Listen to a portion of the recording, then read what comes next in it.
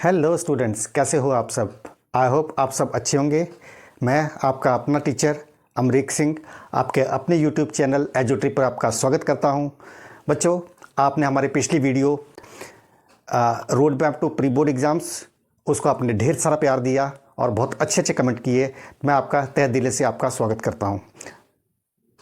मेरे को एक कमेंट में एक बच्चे का मैसेज आया कि सर, हमारा 2 दिनों के बाद टेस्ट है जिसके ऊपर कोल एंड पेट्रोलियम एक लेसन है, वो हमें उसके ऊपर एक वीडियो चाहिए। तो लीजिए, मैं आपकी ऑन डिमांड आपके लिए वीडियो लेकर आया हूँ कोल एंड पेट्रोलियम।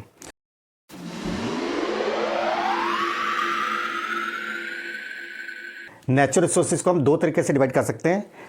एक है इनएग्जॉस्टिबल नेचुरल रिसोर्सेज और एग्जॉस्टिबल नेचुरल रिसोर्सेज। अब दोनों में फ़र्क क्या होता है? इनएग्जॉस्टिबल नेचुरल रिसोर्सेज वो होते हैं जो हमारे पास अबंडेंट है, बहुत बहुत सारे हैं, जो कभी ख़त्म नहीं हो सकते। जैसे सनलाइट जितनी अबंडेंट है, जितनी मर्जी आज सूरज उगा, कल फिर उगेगा, परसों फिर से उगेगा, तो ऐसा नहीं हो सकता कि ना उगे। हाँ, बादल वगैरह कभी आ जाते हैं, रेनी डे हो गया तो चलो ठीक है, बट इट डजंट मीन कि सूरज उगेगा नहीं दोबारा। तो सनलाइट हमारे पास अबंडेंट है।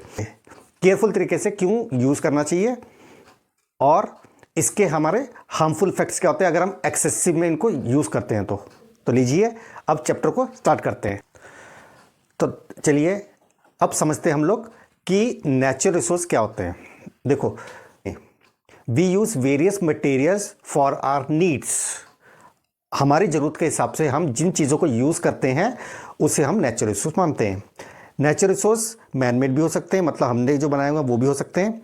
इसके अलावा नेचुरल रिसोर्स नेचुरल भी हो सकते हैं जो हमें नेचर से मिलते हैं। ओके, कैसे मिनरल्स? जैसे एयर, वाटर, सनलाइट, सॉइल, ये सारी चीज़ें नेचुरल रिसोर्सेज होते हैं जो हमें नेचुरली नेचर से मिलती हैं। ओके, तो ये 2 तरह की होती हैं। फर्स्ट होती है इनएग्जॉस्टिबल नेचुरल रिसोर्स, दूसरी होती है एग्जॉस्टिबल नेचुरल रिसोर्स। ओके, जो एग्जॉस्टिबल नेचुरल रिसोर्स होती हैं उसे हम फॉसिल फ्यूल्स भी बोल सकते हैं। अब उसको फॉसिल फ्यूल क्यों बोला जाता है और उसके एग्जाम्पल्स क्या क्या हो सकते हैं? तो जैसे कोल, पेट्रोलियम, नेचुरल गैस, ये चीज़ें होती हैं जिसे हम बोलते हैं एग्जॉस्टिबल नेचुरल रिसोर्स। तो इसे हम फॉसिल फ्यूल बोलते हैं। फॉसिल का मतलब क्या होता है? Dead remain of living organisms. इसका क्या मतलब होता है? They are formed from the dead remain of living organisms. अब इसका क्या मतलब जो लिविंग ऑर्गेनिज्म हमारी अर्थ के ऊपर मिलियंस और मिलियंस ऑफ ईयर पहले थे, जो अब मर चुके हैं, उनसे ये फॉसिल फ्यूल्स बनते हैं। ये एक बहुत ही लंबा प्रोसेस होता है। इसको बनने के लिए कितना लंबा हो सकता है? मतलब millions and millions of year लग जाते हैं इसको, इसलिए इसको फॉसिल्स बोलते हैं इसको। फॉसिल मतलब dead remain of living organisms, मतलब जो कभी ऑर्गेनिजम्स लिविंग थे हमारी अर्थ के ऊपर, अब वो नहीं रहे, तो उनसे हम ये बनते हैं फॉसिल फ्यूल्स। ओके, तो अब आप पूछोगे सर, क्या ये फॉसिल फ्यूल्स, कोल, पेट्रोलियम, नेचुरल गैस, क्या हम लेबोरेटरी में नहीं बना सकते? नहीं बच्चे, हम इसको लेबोरेटरी में नहीं बना सकते। क्यों? क्योंकि इसके लिए जो कंडीशन चाहिए वो कंडीशंस क्रिएट करना हमारी लेबोरेटरी में पॉसिबल नहीं है। उसके लिए एक्सट्रीम हाई टेम्परेचर चाहिए और एक्सट्रीम हाई प्रेशर चाहिए। तो ये दोनों कंडीशन हमारी लेबोरेटरी में बनाना पॉसिबल नहीं है, तो इसलिए इसको नहीं बनाया जा सकता। ठीक है, तो अब हम पढ़ते हैं सबसे पहले कोल के बारे में कि कोल क्या होता है और वो कैसे दिखता है। कोल को हिंदी में हम बोलते हैं कोयला। आपने कोयला तो देखा होगा, जो काले रंग का होता है, पत्थर के जैसे दिखता है। ठीक है, और उसको आग जलाने में काम आता है, अंगीठी वगैरह में, उससे हम कोल बोलते हैं। Coal is a fossil fuel. It is black in colour and it is as hard as stone की जैसे बहुत सख्त होता है। अब इसको यूज़ कहाँ हो सकता है? कोल का यूज़ होता है हमारे किचन में यूज़ हो सकता है। किचन में कैसे? For cooking food. अब आप बोलोगे सर, हमारे घर पे तो एलपीजी गैस है, हमारे सिलेंडर आता है, हम तो कोल यूज़ नहीं करते। एग्जैक्टली बच्चों, अर्बनाइजेशन में हमारे घरों में सिलेंडर आते हैं, तो आजकल हमारे पास सिलेंडर है, लेकिन पहले हमारे पास सिलेंडर नहीं होते थे, तब हम कोयला खरीदते थे। मार्केट से हमें कोयला मिलता था, हम कोयले को खरीदते थे और उनको चूल्हे में रख के उनको जलाते थे, जिससे आग वगैरह जला के हम रोटी वगैरह बनाते थे, अपना खाना पकाते थे। लेकिन आज भी उस कोयले का कमर्शियल में बहुत ज़्यादा यूज़ करते हैं। जैसे आपने देखा होगा फैक्ट्रीज़ में बहुत सारा धुआं निकलता है कई फैक्ट्रीज़ में। वो क्यों निकलता पता है? क्योंकि वहाँ पर कोयले को जलाया जाता है, क्योंकि वहाँ पर बहुत सारे टेम्परेचर की ज़रूरत पड़ती है। वो टेम्परेचर क्रिएट किससे किया जाता है? कोयले से। तो वहाँ से बहुत सारा धुआं निकलता है जिसकी वजह से ये कोयला वहाँ पर यूज़ होता है फैक्ट्रीज में। अब आप बोलोगे सर जब कोयले से इतना धुआं निकलता तब कोयला यूज़ क्यों करते हैं, उसकी जगह सिलेंडर यूज़ क्यों नहीं करते? बच्चों सिलेंडर जो होता है आपके घर पे जो एलपीजी सिलेंडर होते हैं उसकी मैन्युफैक्चरिंग कॉस्ट बहुत महंगी होती है। तो अगर इनसे फैक्ट्रीज चलाने लगेंगे तो फैक्ट्रीज का आउटपुट नहीं कर पाएगा, बहुत चीज़ें महंगी हो जाएंगी। तो इसलिए हमें एक सस्ता फ्यूल चाहिए। वो सस्ता फ्यूल क्या होता है? कोल। कोल हमारे पास as compared to LPG gas काफ़ी सस्ता होता है, तो इसलिए फैक्ट्रीज में हम लोग कोल को यूज़ करते हैं। इसके अलावा इलेक्ट्रिसिटी जनरेट करने में थर्मल पावर प्लांट के अंदर भी कोल यूज़ होता है। ओके, अब पास्ट में क्या होता था, आजकल जो इंजन चलते हैं हमारे रेल के इंजन्स, वो रेल के इंजन चलते हैं किससे? इलेक्ट्रिसिटी से। लेकिन पहले पुराने ज़माने में हमारे जो इंजन्स होते थे वो भी कोयले से चलते थे। आपने शोले मूवी देखी होगी, उसका एक फेमस सीन है जिसके अंदर ट्रेन जाती होती है, पीछे डाकू पड़ जाते हैं, तो वहाँ पर भी वो कोयला फेंकते हैं। ठीक है, तो जिसने देखी होगी उनको पता होगा। तो रेल के जो इंजन होते हैं वो भी पहले कोयले से चलते थे, लेकिन अभी पोल्यूशन बहुत ज़्यादा हो गया तो इस वजह से गवर्नमेंट ने उसको रिप्लेस करके अब पहले डीजल इंजन लेकर आए, उसके बाद अब इलेक्ट्रिसिटी पे चलने वाले इंजन लेकर आ गए। ठीक है, तो अब हम ये समझते हैं कि कोल कैसे बनता है। ठीक है, आज से तकरीबन 300 मिलियन साल पहले अर्थ के ऊपर क्या था? बहुत डेंस फॉरेस्ट था। ठीक है, और वहाँ पर क्या था? जो ज़मीन लो लाइंग एरियाज थे, मतलब जो ज़मीन नीचे थे एरिया, जैसे हमारे कई जगह पहाड़ होते, ऊंची जगह होती है, कई जगह नीचे गड्ढे टाइप होते हैं, तो ऐसे जो लो लाइंग एरिया होते हैं वहाँ पर जो फॉरेस्ट जंगल थे वो क्या हुआ, जब कोई फ्लड्स आ गया तो फ्लड्स के अंदर दब गए। ठीक है, जब फ्लड के ऊपर दब गए तो क्या हो गया? उसके ऊपर मिट्टी पड़ गई। अब वो पूरे के पूरे फॉरेस्ट क्या हो गए? मिट्टी के अंदर दब गए। ठीक है, अब क्या हुआ? Over a period of long time, millions of सालों तक क्या होता है? उसके ऊपर और मिट्टी गिरती गई और मिट्टी गिरती गई, तो अल्टीमेटली क्या हुआ? वो अर्थ के नीचे दबते चले गए। अब क्या हुआ? जैसे जैसे उसके ऊपर मिट्टी की लेयर बढ़ती गई, उसके ऊपर क्या हुआ? प्रेशर बढ़ता गया, एटमॉस्फेरिक प्रेशर बढ़ता गया, और साथ में जो मिट्टी थी उसका प्रेशर भी बढ़ता गया। और नीचे से आपको पता है कि अर्थ गर्म होती है, तो नीचे से टेम्परेचर बढ़ रहा है। ठीक है, अर्थ का, तो अब टेम्परेचर भी बढ़ रहा है, ऊपर से प्रेशर भी होगा, दोनों वजह से टेम्परेचर और ज़्यादा बढ़ जाता है। और इसलिए करोड़ों सालों के अंदर क्या होता है, जब ये डेंस फॉरेस्ट या लिविंग ऑर्गेनिजम्स दबे रहते हैं एक हाई टेम्परेचर हाई प्रेशर के अंदर, धीरे धीरे उसके अंदर क्या होता है? मॉलिक्यूलर लेवल पे कुछ चेंजेस आने लगते हैं, जिसे हम कहते हैं कार्बनाइजेशन। तो इस स्लो प्रोसेस जिसे कार्बनाइजेशन बोलते हैं, लॉन्ग टाइम के बाद धीरे धीरे ये कोल में कन्वर्ट हो जाते हैं। ठीक है, तो इस तरीके से हमारे पास आज जो हम निकालते हैं कोयला, वो कोयला बेसिकली कई सौ साल पहले क्या थे? वो जंगल होते थे, लकड़ियाँ होती जंगल की, तो वो सब जब प्रश्न रहे तो आज हम कोयला निकाल सकते हैं। ठीक है, अब कार्बनाइजेशन क्या होती है? Carbonisation is a slow process. इस प्रोसेस में क्या होता है? जब डेड वेजिटेशंस होती हैं वो धीरे धीरे कोल में कन्वर्ट होती हैं, तो उसे हम कहते हैं कार्बनाइजेशन। अब कोल के अंदर जो मेन कॉन्स्टिट्यूएंट होता है या मेन एलिमेंट जो होता है वो क्या होता है? वो होता है कार्बन। ठीक है, अब क्योंकि जो कोल होता है वो किससे बना हुआ है? डेड और लिविंग ऑर्गेनिज्म से बना हुआ है, तो इसलिए उसको फॉसिल फ्यूल भी बोला जाता है। तो अब हम पढ़ेंगे कि कोल से कौन कौन सी चीज़ें हम मैन्युफैक्चर कर सकते हैं। तो आप बोलोगे सर कोल से भी चीज़ें बनती है? यस, कोयले से भी काफ़ी सारी चीज़ें बनती है। जैसे उसके अंदर सबसे इंपॉर्टेंट है कोक। ये पीने वाली कोक नहीं है, कोक। तो कोक क्या होता है? Coke is a tough porous black substance. बहुत टफ होता है, ब्लैक कलर का होता है, पोरस होता है। पोरस मतलब उसके अंदर छोटे छोटे इतने माइन्यूट होल्स होते हैं जो हमें दिखते नहीं है, तो मतलब उसके अंदर वो होल्स होते हैं। तो it is an almost a pure form of carbon. ठीक है, अब कोल कैसे बनता है? जब कोयले को जो नेचुरल अर्थ से निकलता है उस कोयले को इन एब्सेंस ऑफ एयर हम उसको हीट करते हैं। इन एब्सेंस ऑफ एयर मतलब इन एब्सेंस ऑफ ऑक्सीजन जब उसको हीट करते हैं तो उसके अंदर कुछ गैसेस निकल जाती हैं और पीछे क्या बचता है? प्योर कोल। उसे हम बोलते हैं कोक। अब क्या मैं कोल को जलाने पर आग जब निकल सकती है या एज अ फ्यूल यूज़ कर सकते हैं, तो मुझे कोक पे कन्वर्ट करने की क्या ज़रूरत है ना आपके मन में क्वेश्चन? मैं बताता हूँ। कोयला बर्न करने पर हार्मफुल गैसेस काफ़ी सारी निकलती हैं, जैसे कार्बन डाइऑक्साइड तो निकलती है। इसके अलावा कार्बन मोनोऑक्साइड, सल्फर डाइऑक्साइड और बहुत सारी गैसेस निकलती हैं। लेकिन जो कोक होता है, Coke pure form of carbon होने के कारण जो निकलता है उसके अंदर सिर्फ कार्बन डाइऑक्साइड गैस निकलती है। तो इसलिए जो कोक होता है, कोक को जब बर्न करते हैं तो उसमें से ज़्यादा फ्यूल निकलता है, ज़्यादा हीट निकाली जा सकती है।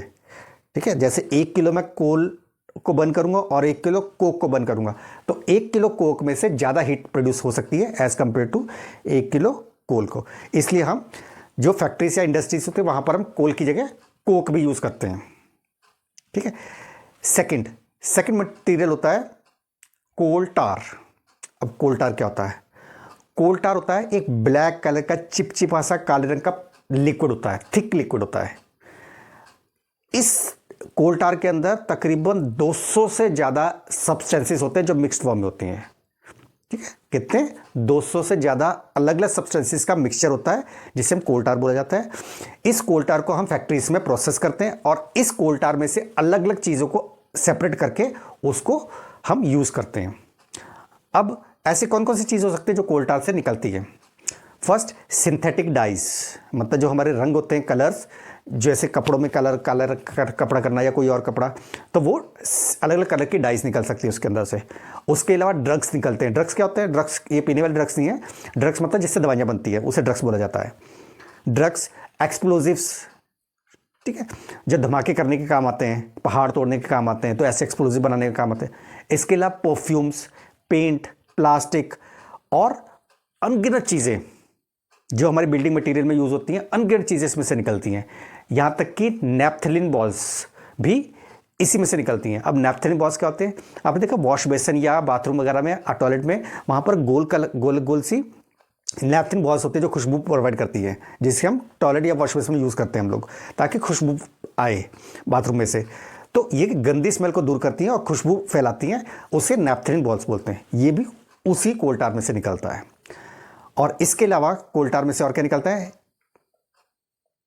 फोटोग्राफिक मटेरियल, मतलब जो फोटोग्राफी करने में हमारे मटेरियल्स यूज़ होता है वो निकल सकता है, या रूफिंग मटेरियल जो छत के ऊपर हम वाटर प्रूफिंग करते हैं, तो ऐसी चीज़ें भी उसी कोल टार में से हम निकालते हैं। Okay, next is coal gas. अब कोल गैस क्या होती है? ठीक है, जब हम कोल को in absence of oxygen, in absence of air जब हीट करते हैं तो उसके अंदर कुछ वॉलेटाइल गैसेस निकल जाती हैं। तो वो जो वॉलेटाइल गैसेस निकलती हैं उस गैस को हम कलेक्ट कर लेते हैं, जैसे एलपीजी सिलेंडर होते हैं वैसे हम उसको अपने पास स्टोर करके रखते हैं, और वो भी एक बहुत अच्छा फ्यूल होता है। तो इसलिए कोल गैस क्या होता है? Coal gas is a gas obtained during the process of coal to get coke. जब कोक बनाने के लिए हम कोल को हीट करते हैं तो उसमें से कोल गैस निकलती है। अब कोल गैस कहाँ यूज़ होती है? कोल गैस भी हमारी इंडस्ट्रीज में यूज़ होती है, जो कोल प्रोसेसिंग प्लांट के आसपास होती है इंडस्ट्रीज, वहाँ पर, ताकि हमें ट्रांसपोर्टेशन का खर्चा भी बच सके। Okay, next is petroleum. अब पेट्रोलियम क्या होती है? पेट्रोलियम 2 वर्ड से मिलकर बना हुआ है। Petro means rocks. पेट्रोलियम के अंदर जो पेट्रो वर्ड आता है उसका मतलब होता है रॉक, और ओलियम उसका मतलब होता है ऑयल। इसका मतलब क्या हुआ? इसका मतलब जो ऑयल हमें रॉक्स के अंदर से मिलता है। अब आप बोलोगे सर रॉक्स में से ऑयल कैसे निकल सकता है? देखो, जैसे हम अर्थ को ड्रिल करते हैं तो उसके अंदर से पानी निकलता है, जैसे सबमर्सिबल पंप निकलते हैं, उसी तरीके से कई जगह ऐसी है हमारे पास जहाँ पर जब ड्रिल करके निकाला जाता है तो वहाँ से नीचे से पानी की जगह ऑयल निकलता है, थिक क्रूड ऑयल निकलता है, that is known as petroleum. अब पेट्रोलियम कैसा दिखता है? पेट्रोलियम बहुत ही काले रंग का बदबूदार थिक लिक्विड होता है, जिसकी स्मेल इतनी स्ट्रांग होती है कि आप 2 मिनट में वहाँ पर रुक नहीं सकते, इतनी गंदी स्मेल होती है। लेकिन ये पेट्रोलियम हमारे बहुत काम आता है। आपने देखा दुबई, सऊदी अरेबिया, वो इतना फेमस क्यों है? उसके पास इतना पैसा कहाँ से आया? टूरिज्म तो है ही है उसके पास, क्योंकि उसके पास क्या है? पेट्रोलियम है। उसकी जब धरती में से ड्रिल करके निकालते हैं तो वहाँ से पानी नहीं निकलता, उसे पानी खरीदना पड़ता है हमारे इंडिया जैसी या दूसरी कंट्री से। तो पानी वहाँ से नहीं निकलता, वहाँ से क्या निकलता है? वहाँ से निकलता है तेल, पेट्रोलियम। तो उस पेट्रोलियम को वो अलग अलग कंट्रीज़ को बेचते हैं बहुत महंगे दामों पर, जिससे उनके पास पैसा आता है और वो धीरे धीरे अमीर होते रहते हैं। तो पेट्रोलियम क्या था? Petroleum is a dark oily liquid which have unpleasant odour. Unpleasant odour, उसकी बदबू बहुत गंदी होती है। अब पेट्रोलियम कैसे बनता है? ये फॉर्म होती है जैसे जो कोल जैसे बनता है वैसी तरीके से पेट्रोलियम बनता है। फ़र्क सिर्फ इतना होता है, कोल लिविंग ऑर्गेनिज्म बनता है, लिविंग ऑर्गेनिज्म से बना था जो करोड़ों साल पहले हमारी धरती के ऊपर रहते थे, जैसे पेड़ पौधे। लेकिन पेट्रोलियम वो ऑर्गेनिज्म से के बनता है जो सी के अंदर रहते थे, जैसे मछलियाँ वगैरह, वेल्स। तो जो भी जीव जंतु करोड़ों साल पहले सी बेड में रहते थे, धरती के पानी के अंदर रहते थे, अब वो जब मर जाते तो पानी के अंदर सेटल डाउन हो जाते थे। जब सेटल डाउन होकर उसके ऊपर क्या हुआ, दूसरी मिट्टी उसके ऊपर गिरती गई। अब वो क्या हो रहा है, वो ऑर्गेनिजम्स दब के मर गए। मरने के बाद दबते रहे और मिट्टी गिरती। अब over a million of years क्या हो गया, उसके ऊपर से प्रेशर है, पानी का तो प्रेशर होता ही अंदर, तो हाई प्रेशर और हाई टेम्परेचर के अंदर क्या होगा, वो धीरे धीरे अगेन उसके अंदर भी कार्बनाइजेशन हुई, जिसकी वजह से क्या हुआ, वो पेट्रोलियम में कन्वर्ट हो गया। ओके, तो बच्चों मैं जो भी आपको चीज़ें पढ़ा रहा हूँ, ये सारी की सारी चीज़ें आपको पीडीएफ की फॉर्म में टेलीग्राम चैनल नीचे सब डिस्क्रिप्शन में दिया गया होगा, वहाँ से आप डाउनलोड कर लेना, उसको ज्वाइन कर लेना। पहले टेलीग्राम चैनल को ज्वाइन करके उसके अंदर मैं इसको पीडीएफ को डाल दूंगा, वहाँ से आप इसके नोट्स ले सकते हो, वहाँ सब लर्न कर सकते हो। ठीक है, अब दोबारा आते हैं अपने टॉपिक पे। अब over a millions of years तक क्या हुआ, जब ये दबे रहे पानी के अंदर, तो ये धीरे धीरे एक थिक लिक्विड में कन्वर्ट हो गया, काले रंग के लिक्विड में, जिसे हम कहते हैं पेट्रोलियम। ओके, अब क्योंकि पेट्रोलियम क्या होता है, it is lighter than air, petroleum क्या होता है, petroleum is oil and gas, और ऑयल और गैस जो होती है it is lighter than water, तो पानी के ऊपर तैरते रहते हैं। तो जो पानी हमारे अर्थ के नीचे है, अंडरग्राउंड जो पानी है, उस पानी के ऊपर जो पेट्रोलियम आता है, पेट्रोलियम ऊपर तैरने लगता है। तो नीचे पानी है, ऊपर पेट्रोलियम, पानी के ऊपर ऑयल तैर रहा है। तो जब हम ड्रिल करके पानी निकालने की कोशिश करते हैं, तो जो ऊपर से निकलता है वो सबसे पहले क्या आएगा, पहले पाएगा पेट्रोलियम, तो पेट्रोलियम निकलता है। अब आप बोलोगे सर वो पेट्रोलियम निकल रहा है तो कभी तो वो खत्म हो ही जाएगा, क्योंकि आपने बोला कि सिर्फ ऊपर ये नीचे पानी है। यस, इसीलिए तो कहते हैं petroleum is a exhaustible natural resource, क्योंकि हमें नहीं पता कि वो नीचे जो लेयर है पेट्रोलियम की वो कितनी मोटी है। ठीक है, तो अगर लिमिटेड तो है ही ना, तो कभी ना कभी तो खत्म होगी, तो इसलिए वो एग्जॉस्टिबल नेचुरल रिसोर्स है। अब ये क्या हमारे पेट्रोलियम हमारे काम आता है? यस, पेट्रोलियम डायरेक्टली हम यूज़ नहीं करते, हम क्या करते हैं, पेट्रोलियम को रिफाइन करते हैं, उसमें से अलग अलग चीज़ें निकालते हैं उसके अंदर से। तो कौन कौन सी चीज़ें उसके अंदर निकालते हैं, और उस मेथड का नाम क्या होता है, उसे क्या बोलते हैं, उस मेथड को कहते हैं रिफाइनिंग ऑफ पेट्रोलियम। ठीक है,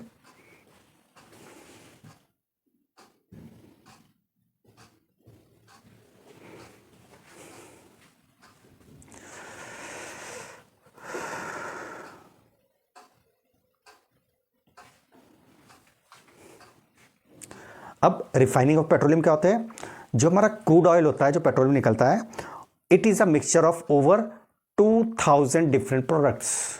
2000 से भी ज़्यादा अलग अलग प्रोडक्ट का वो मिक्सचर होता है। उसके अंदर से हम लोग अलग अलग चीज़ें निकालते हैं, जैसे petrol, diesel, kerosene, LPG, CNG, ये सारी की सारी चीज़ें कहाँ से निकल रही हैं, इसी पेट्रोलियम में से निकल रही हैं। बट इसको रिफाइन कैसे किया जा सकता है, इसको रिफाइन करने के लिए जिस फैक्ट्री को सेटअप किया जाता है, उस फैक्ट्री का नाम होता है पेट्रोलियम रिफाइनरी। अब इसके नाम से पता चलेगा पेट्रोलियम रिफाइनिंग। पेट्रोलियम मतलब पेट्रोलियम को क्या कर रही है, रिफाइन कर रही है। रिफाइन मतलब सेपरेट कर रही है। तो यहाँ पर क्या हो रहा है, ये पेट्रोलियम रिफाइनिंग अलग अलग प्रोडक्ट को रिफाइन करके अलग अलग चीज़ें सेपरेट करती है, ताकि उसको अलग अलग यूज़ कर सकें। जैसे जिस गाड़ी में डीजल जलता है उसमें सिर्फ डीजल यूज़ होगा, वहाँ पेट्रोल यूज़ नहीं कर सकते, और जिसमें पेट्रोल यूज़ होता है उसमें डीजल यूज़ नहीं कर सकते। क्यों? क्योंकि इन दोनों का बर्न इग्निशन टेम्परेचर अलग अलग होता है। तो एक अलग टेम्परेचर पे बर्न होता है और एक अलग टेम्परेचर पे बर्न होता है, तो इसलिए दोनों के इंजन अलग अलग हमें बनाने पड़ते हैं। इसी तरीके से पेट्रोलियम के अंदर बहुत बहुत सारे प्रोडक्ट्स निकलते हैं, ठीक है, जिसको अलग अलग चीज़ों में हम यूज़ कर सकते हैं। ठीक है,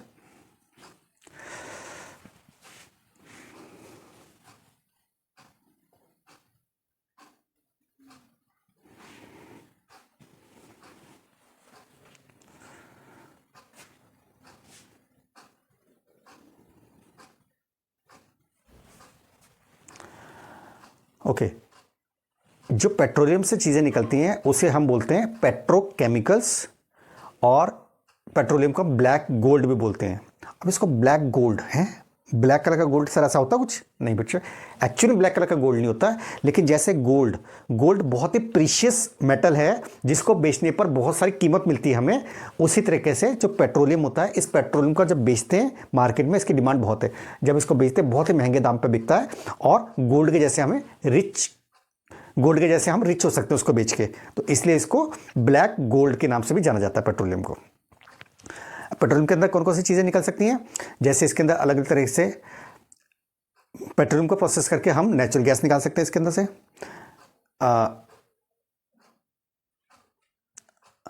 अब पेट्रोलियम के प्रोडक्ट से क्या निकाल सकते हैं हम लोग, पेट्रोकेमिकल्स के अंदर क्या होता है, जैसे डिटर्जेंट, फाइबर कैसे होते हैं, जैसे नायलॉन हो गया, लिनिन हो गया, एक्रेलिक हो गया, पॉलिएस्टर हो गया, ये सारी चीज़ें हमारे सारी की सारी हम पेट्रोकेमिकल से निकालते हैं। ओके, इसके अलावा जैसे पॉलीथीन, प्लास्टिक हर जगह हम यूज़ करते हैं, थर्मोकॉल, ये सारी की सारी चीज़ें पेट्रोकेमिकल्स के प्रोडक्ट से निकलती हैं, मतलब पेट्रोलियम से निकलती है अल्टीमेटली, बट इसको प्रोसेस किया जाता है अलग अलग तरीके से। Now next question is what are the constituents of petroleum and their uses. तो कौन कौन से कॉन्स्टिट्यूएंट्स होते हैं, पहली चीज़ पेट्रोलियम गैस, जब लिक्विड फॉर्म में होती है पेट्रोलियम गैस उसे हम बोलते हैं LPG, liquid petroleum gas. Okay, ये कहाँ यूज़ होती है, ये हमारे घरों में यूज़ होती है सिलेंडर के तौर पर, और बहुत सारी इंडस्ट्रीज फैक्ट्रीज में भी यूज़ होती हैं। Next diesel, kerosene, petrol, lubricant oil, paraffin wax, bitumen, तो ये काफ़ी सारी चीज़ें होती हैं जो इसके अंदर से निकलती हैं। पेट्रोल, डीजल, कैरोसिन तो आपको बताइए क्या यूज़ होती है, गाड़ियों में यूज़ होती है हमारे।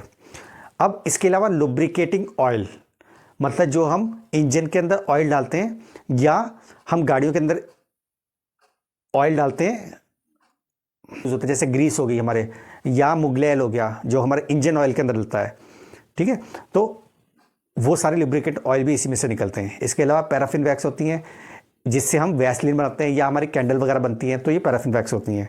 इसके अलावा बिटुमिन होता है, बिटुमिन क्या होता है, बिटुमिन हमारे सड़कें बनाने में काम आता है, जो आपने देखा है ब्लैक कलर का जो लिक्विड सा होता है जिसके अंदर वो बजरी के साथ मिक्स करके उसको लेयर करते हैं, उसके ऊपर बुलडोजर चलता है, तो वो बिटुमिन होता है। ओके, अब नेक्स्ट पढ़ते हैं, नेक्स्ट क्या होता है, नेक्स्ट है नेचुरल गैस। अब ये कैसे बनती है, अब ये नेचुरल गैस क्या होती है, नेचुरल गैस एक बहुत ही इंपॉर्टेंट फॉसिल फ्यूल होता है जिसको हम इजीली ट्रांसपोर्ट कर सकते हैं थ्रू पाइप्स। अब नेचुरल गैस कैसे बनती है और कहाँ होती है, देखो सपोज ये नीचे अंडरग्राउंड ये था वाटर,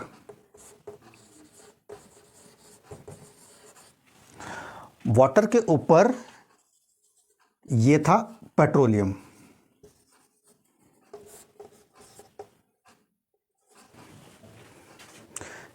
ये था पेट्रोलियम, पेट्रोलियम के ऊपर जो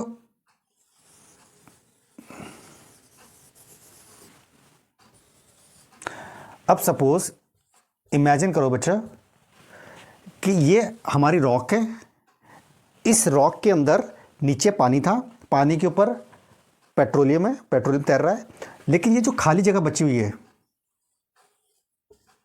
ये जो खाली जगह बची हुई है यहाँ पर इस पेट्रोलियम का एक फॉर्म गैस फॉर्म में होती है जिसे हम कहते हैं नेचुरल गैस, इसे बोलते हैं।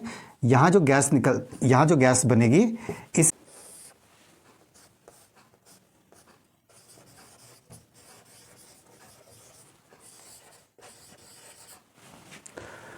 तो जो सी बेड पेट्रोलियम के ऊपर जो खाली स्पेस होती है उसके अंदर जब ये पेट्रोलियम गैस फॉर्म में अवेलेबल होता है उसे हम कहते हैं नेचुरल गैस। अब अगर किसी ने यहां से ड्रिल किया तो सबसे पहले क्या निकलेगा, सबसे पहले नेचुरल गैस निकलेगी बहुत ही हाई प्रेशर के साथ, क्योंकि ये अर्थ रॉक्स के अंदर दबी हुई है तो बहुत ही प्रेशर के साथ निकलेगी, तो इसको कलेक्ट करके वो ट्रांसपोर्ट कर सकते हैं, इसे हम बोलते हैं नेचुरल गैस। अगर पाइप को थोड़ा और नीचे करेंगे तो पेट्रोलियम निकलेगा, ठीक है। जब पेट्रोलियम सारा खत्म हो जाएगा उसके बाद और नीचे करने पर हमें पानी भी निकल सकता है वहाँ से, और हो सकता है कि पानी बहुत कम हो, सारा पेट्रोलियम भी हो, ऐसा भी हो सकता है। ओके, तो नेचुरल गैस जो होती है वो बहुत इंपॉर्टेंट है क्योंकि इसको हम पाइप्स के राही ट्रांसपोर्ट कर सकते हैं बड़ी इजीली एक जगह से दूसरी जगह पर, और इसको नेचुरल गैस को, क्योंकि गैस होती है, गैस को कंप्रेस कर सकते हैं, तो गैस को बहुत ही हाई प्रेशर में कंप्रेस करके हम लोग सिलेंडर वगैरह में स्टोर कर सकते हैं जिससे हम कहते हैं CNG, कंप्रेस्ड नेचुरल गैस। तो ये कंप्रेस्ड नेचुरल गैस कहाँ यूज़ होती है? ये हमारी गाड़ियों में यूज़ होती है या फैक्ट्रीज में भी यूज़ होती है। ओके, अब इसके यूजेस क्या है? फर्स्ट, सीएनजी पावर जनरेशन में हमारी काम आती है, मतलब इसको जलाने के बाद हम इलेक्ट्रिसिटी जनरेट कर सकते हैं। इसके अलावा हमारे पास व्हीकल्स में यूज़ होती है क्योंकि ये कम पोल्यूशन पैदा करती हैं, तो इसलिए हम इसको क्लीनर फ्यूल के तौर पे भी यूज़ समझते हैं और यूज़ करते हैं। इसके अलावा सीएनजी जो होती है इसको सिलेंडर में भर के हमारे घर पे आते हैं। अब यहाँ आपके मन में आएगा, सर अभी आपने इससे पहले आपने बोला था कि एलपीजी हमारे घर पे आती है, लिक्विड पेट्रोलियम गैस, अब आप बोल रहे हो सीएनजी हमारे घर पे आती है, तो हमारे घर पे बेसिकली आता क्या है? तो बच्चों, जब जो सीएनजी गैस होती है जब इसको इतना कंप्रेस किया जाता है कोई लिक्विड फॉर्म में आती है, तो उसे हम बोलते हैं लिक्विफाइड पेट्रोलियम गैस, और उसको सिलेंडर में भर के हमारे घर पे दे दिया जाता है। तो क्योंकि वो किस फॉर्म में हमारे सिलेंडर के अंदर, वो लिक्विड की फॉर्म में है, लेकिन जैसे ही हम नोजल से बाहर निकालते हैं वो लिक्विड का प्रेशर कम हो जाता है, वो प्रेशर कम होते वहाँ से वो गैस की फॉर्म में निकल आता है। तो अंदर किस फॉर्म में था? लिक्विड की फॉर्म में था, लेकिन जैसे ही नोजल से उसको जगह मिली बाहर निकलने की गैस की, तो वो गैस की फॉर्म में निकला, तो इसलिए उसको लिक्विफाइड पेट्रोलियम गैस बोलते हैं। और आपने देखा होगा आजकल सिटीज़ में खासकर बहुत सारी जगह पर गवर्नमेंट ने क्या लगा रखा है? पाइप लगा रखे हैं, जहाँ पर जैसे पानी के पाइप लगते हैं हमारे घर पे आता है, वैसे ही वहाँ पर उन्होंने सीएनजी के भी पाइप लगा रखे हैं, तो वहाँ से डायरेक्ट सीएनजी हमारे घर पे आती है, मतलब गैस आती है, और उसके आगे मीटर लगा होता है जो हमें ये बताता है कि हमने कितनी गैस कंज्यूम कर ली है।